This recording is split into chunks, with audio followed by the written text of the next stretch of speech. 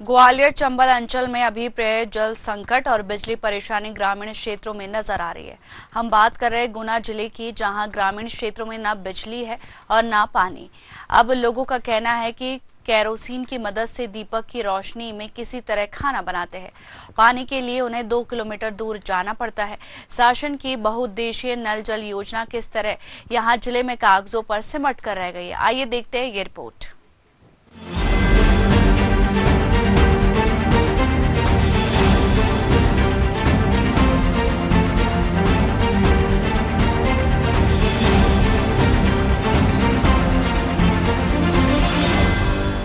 खबर गुना जिले से, जहां ग्रामीण क्षेत्रों में ना बिजली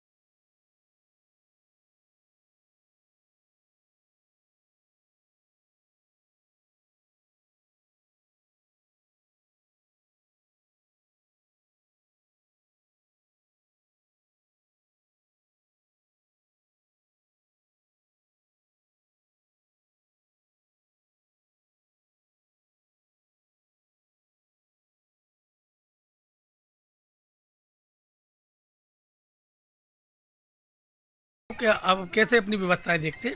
अब मिट्टी का तेल तो है नहीं जी मिट्टी का तेल तो पहले ही बंद करवा दिया जी। मोबाइल जितना चल जाए उतना, और ये पंप होते हैं, ये होता है दवाई छिड़कने वाले, उसमें बल्ब लग जाता है, उससे थोड़ा बहुत काम चला लेते हैं। और क्या, और मोबाइल चार्ज करने के लिए गाँव में जाना पड़ता है। तो फिर तो खाना पीना बनाने में भी दिक्कत आती होगी महिलाओं को? खाना पीना खाने में समस्या आती, बनाने में क्यों अंधेरे में कैसे क्या कीड़ा वीड़ा भी गिरते हैं। तो आप लोग भोजन कैसे बनाते हैं, खाने माने की कैसी व्यवस्था करते हैं आप लोग? हम दीपक जला के ही कर पाते हैं और अंधेरे में ही करते हैं। अंधेरे में तो दीपक कितनी देर चलता होगा? थोड़ी देर ही चलते वो तो बच्चों की पढ़ाई वगैरह के लिए? बच्चों की पढ़ाई भी ऐसी भाई के द्वारा कर थोड़ी बहुत, और नमन की पढ़ाई मढ़ाई भी चार्ज वाले बल्ब ले जाते रात बिरात में अंधेरे में कोई यहाँ पे जानवर वगैरह निकलते हैं? निकालते हैं बहुत। कलेक्टर के निर्देश पर सोजना गांव के क्रेशर मोहल्ले में पीएचई विभाग की टीम ने सर्वे किया और खराब हैंडपंप को ठीक करने का प्रयास किया, लेकिन पानी नहीं होने के चलते वहां पर नए ट्यूब लगाने की तैयारी चल रही है। इस मामले को न्यूज आर ने प्रमुखता से उठाया था। वहीं सोजन गांव के क्रेशर मोहल्ले में बिजली की समस्या के निराकरण के लिए विद्युत मंडल की टीम ने भी सर्वे कराया, प्रस्ताव बनाकर शासन को भेजा है। इस मामले में उप प्रबंधक मध्य क्षेत्र विद्युत वितरण कंपनी के विपिन श्रीवास्तव ने बताया कि ग्राम पिपरिया और सोजना गांव का सर्वे कराया गया है। 11 केवी की लाइन के तार झुल रहे हैं, उनको जल्द ही व्यवस्थित कराया जाएगा। सोजना के बारे में मेरे जानकारी में भी आया था। सोजना के लिए प्रस्ताव वरिष्ठ कार्यालय को भेजा गया है शासन स्तर पर जी, विद्युतीकरण के लिए। तो शासन से जो भी निर्णय होगा उसके बाद ही कुछ हो पाएगा जी। पिपरिया के जो टेढ़े खंबे की जानकारी अभी आपने दी तो पता चला, तो मैंने अभी वहाँ के जेई और एई दोनों को निर्देशित किया है वो शीघ्र ही उसका मेंटेनेंस कर लाइन को दुरुस्त कर। सर, एक चीज देखने में आया है कि जैसे कि आपको मैं दोबारा से याद दिला रहा हूँ, जन सुनवाई में कुछ पिपरिया कुसबा मोहल्ले के लोग आए थे। वहाँ 10 से 15 घर हैं, वहाँ लाइट का अभाव है। उसके लिए क्या एक वैकल्पिक व्यवस्था की जा सकती है जिससे बच्चों की पढ़ाई लिखाई में कोई प्रॉब्लम ना आए? पिपरिया के लोग जो जन सुनवाई में आए थे, उसी दिन श्रीमान कलेक्टर महोदय के निर्देश से मैंने उसी दिन सर्वे कराया। उनका सर्वे में ये पाया गया कि जो लोग गांव पिपरिया में रहते थे अब वो गांव छोड़कर खेतों में निवास करने लगे हैं जी। शासन की योजना ऐसी है कि खेतों में आबादी लाइन को नहीं दिया जाता है, इसलिए अभी उनका विद्युतीकरण किया जाना संभव नहीं। वैकल्पिक कोई व्यवस्था के लिए नियम अनुसार पंप लाइन से कनेक्शन ले सकते हैं, जो 10 घंटे शासन के नियम अनुसार देने का प्रावधान है जी। इस समय मैं खड़ा हुआ हूँ गुना विधानसभा क्षेत्र के पिपरिया गाँव में। यहाँ देखने वाली बात है कि ना तो पानी की व्यवस्था है और ना बिजली की व्यवस्था है। आप देख सकते हैं कि मोबाइलों की टॉर्चों में यहाँ हम कवरेज करने के लिए आए हैं। इस मामले में यहाँ जो जानकारी मिली है कि यहाँ कलेक्टर को भी यहाँ पे लोगों ने जाके आवेदन दिया कि बिजली की व्यवस्था नहीं है और पानी की तो व्यवस्था है ही नहीं है। मध्य प्रदेश शासन की जो नल जल योजना है वो यहाँ पे दम तोड़ती दिखाई दे रही है। आखिर लाखों रुपए खर्च करने के बाद आज तक लोगों के घर तक पानी क्यों नहीं पहुंचा, ये एक सोचने वाली बात है।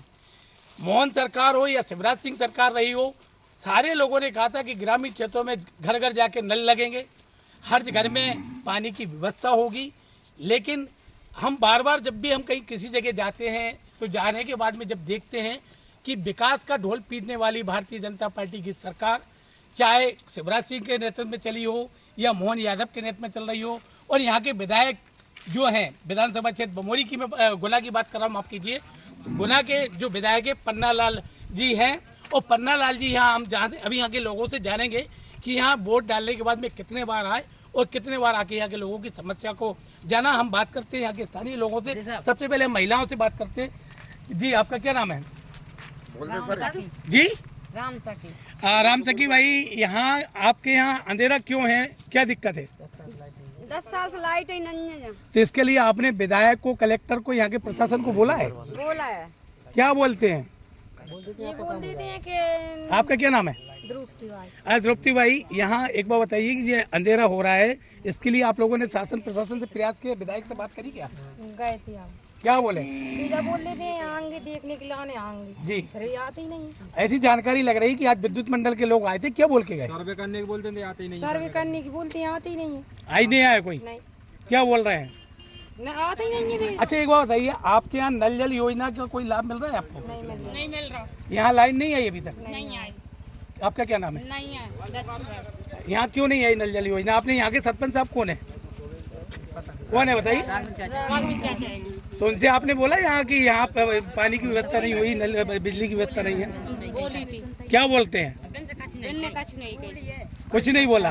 ये देखिए, ये पंचायती राज जो है, पंचायती राज के अंदर तमाम सारी चीजों की जो व्यवस्था की जा रही है, लगातार ढोल पीटे जा रहे हैं। मीडिया में आप अगर देखोगे कि यह कहा जाएगा कि साहब फलाने गांव में ये व्यवस्था वो व्यवस्था, लेकिन धरातल पे अगर हम जीरो ग्राउंड पे देख रहे हैं तो यहाँ कुछ दिखाई नहीं दे रहा। कई दावे किए जा रहे हैं, लेकिन धरातल पर जाकर देखा जाए तो बिजली, पानी, सड़क जैसी मूलभूत सुविधाओं से लोग वंचित हैं। अब देखने वाली बात यह है कि कलेक्टर के संज्ञान में मामला तो आया है और जनता की समस्याओं के निराकरण के प्रयास किए जा रहे हैं। ऐसे में कब तक बिजली, पानी की समस्या का निराकरण होता है, यह आने वाला वक्त ही बताएगा। न्यूज़ आवर के लिए गुना से योगेंद्र शर्मा की रिपोर्ट।